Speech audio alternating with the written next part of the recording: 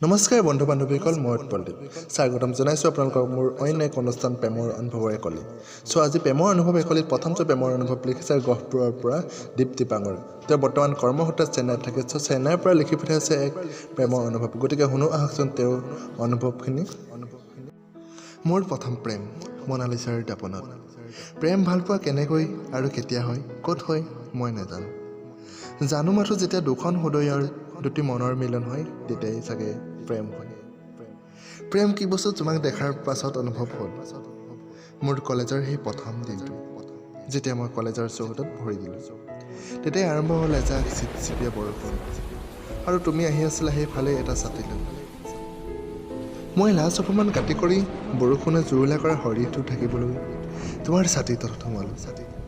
তুমি তোমাৰ কাজল সনা দুচকুৰ মিঠা চাৱনিৰে মোলৈ চালা।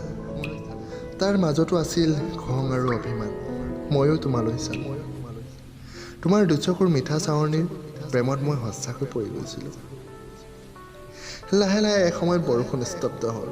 অৱশেষত মোৰ মুখৰ পৰা চৰি শব্দটো তোমালৈ, আৰু তুমি উত্তৰ দিলা ইটছ অ'কে। তেতিয়া লগালগ তাইৰ নামটো সুধি ল'লা। তাই ক'লে মনালিছা। বাহ, বৰ সুন্দৰ নাম তোমাৰ। মই দুচকু জোপাই ভাবিলোঁ মনালিছাৰ অৰ্থ। তোমাক কিবা কৰাৰ আগতে তুমি তাৰ পৰা আঁতৰি গ'লা। এনেকৈ এদিন দুদিনকৈ বছৰত বাগৰি গ'ল। এদিন মই তোমাক প্ৰেমৰ প্ৰস্তাৱ দিলোঁ। মনালিছা, তুমি কোন মই নাজানো মই তুমি কি বুলি ভাবা, কিন্তু মই তোমাক প্ৰথম দেখাতেই ভাল পাই পেলালোঁ। মনালিছা, তোমাৰ ওচৰ মিঠা হাঁহি, কাজল সনা দুচকুৰ মিঠা চাৱনিয়ে মোক পাগল কৰি পেলালে। I love you Monalisa, I really love you.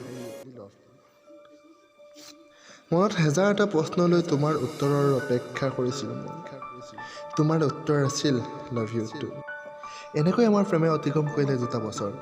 কিন্তু হঠাৎ যেন তোমাৰ মনোভাৱ সলনি হ'ল তোমাৰ মোৰ প্ৰতি থকা ভালপোৱা, আৰু তুমি মোৰ পৰা আঁতৰি যোৱাৰ চেষ্টা কৰিলা, আৰু অৱশেষত আঁতৰি যাবলৈ সফল হ'লা। আঁতৰি গ'লা মোৰ থুনুকা হৃদয়খন ঠান বান্ধ কৰি, আৰু মই থমকি ৰ'লোঁ জীৱনৰ দুমোজাত তোমাৰ অপেক্ষাত। মোৰ প্ৰথম প্ৰেম এটা বেয়া স্বপ্ন হৈ ৰৈ গ'ল। গভীৰ সাগৰ কোবাল ঢৌৰ মাজত গৰি বঠা ডালো জহি খহি যা গ'ল প্ৰেমৰ প্ৰবঞ্চনাত।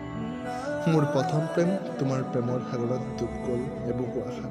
মনালিছা, তুমি